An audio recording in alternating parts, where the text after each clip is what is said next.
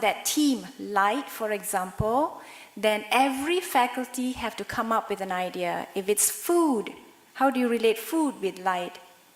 If it's physics, then it's much easier, physics with light. So every faculty have to create something, come up with something, work together to fulfill this team. I'll show you another video.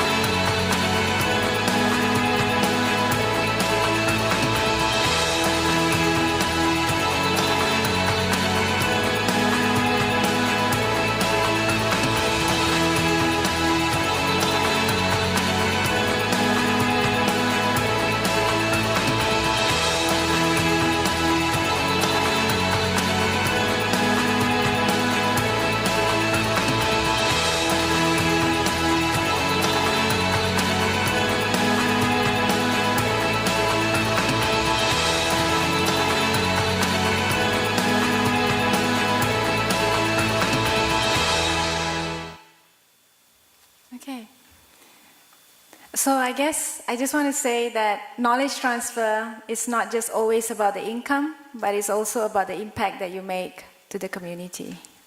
So with that, muchas gracias.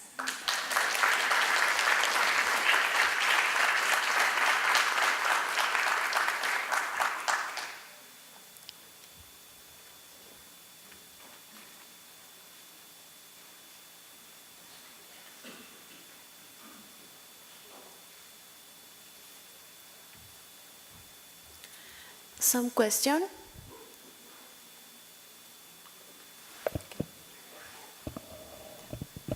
Okay, doctor. So congratulations, wonderful presentation. It's fantastic to see how well it's doing University Putra, Malaysia. And the fact that after coming to UC Davis and connecting with SRI, actually things happen. So it's really great. Thank you, thank you. The trainings by SRI were excellent. I think it opened our eyes. And over the years, we matured. All the other ideas came about. And I think without that initial training, that fundamental, that set us right, we wouldn't have reached this stage. So I've got a couple of questions. Okay. One is you mentioned that you have graduated 54 startups company. 10 have Or graduated. 10 have graduated, and overall you have 54. How many startups do you have at the same time in Innohub, incubating and getting ready? You mean each time? Each time, at a time, yeah. Okay, Can you accommodate? the applications are open twice a year. Mm-hmm. So we wouldn't have the same number each year. It depends on the project. So it's case by case. Right now, the professors would have to bid for it. Mm-hmm. So they will make a presentation. We actually have a panel from the industry that comes in and asks them questions, and we'll see if they're ready for it. If they think they are, then they come in and we give them a certain amount of seed money. So in about a year, when we first started, it was only about 10. And then it will be like the next year, maybe about 6. And then as it got more popular, then it grew. And now we have, for one session, say for example, we only need 10. We only have amount funding for 10 projects. We sometimes get 30. Right. So No, my question was whether you had a limit, a cap of how many startups you could accommodate at a time within the university facility. Oh, you mean the facility itself? Yeah. About 20 Wonderful. each time, yes. Yeah. And then, is there any of the companies that have been formed interested in the international market? Are the companies more into the Malaysia market, or are they looking into other international markets? Oh, definitely we've been taught to go international, but of course, when they first start, it's always the local market first. Yeah. Like for my project itself, we started off with the Malaysian market, and now we are getting interest in Hong Kong, Watson's in Hong Kong, Coles in Australia, also in Singapore. So we are slowly expanding.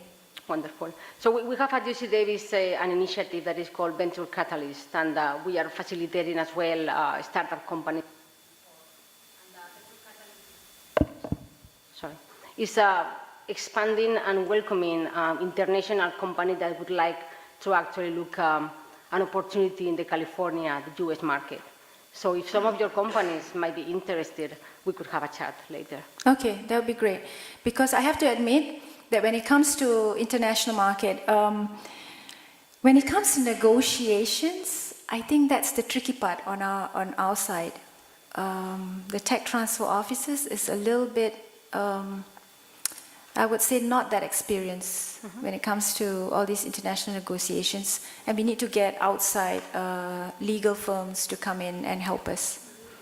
Right, but if I'm just thinking about a soft landing of a startup company to actually be incubated in the incubators at UC Davis to help them actually penetrate the US market, that could be something that we could talk about. Okay, great, thank you. Fantastic, thank you. Yes, Patricia. Congratulations. Thank you.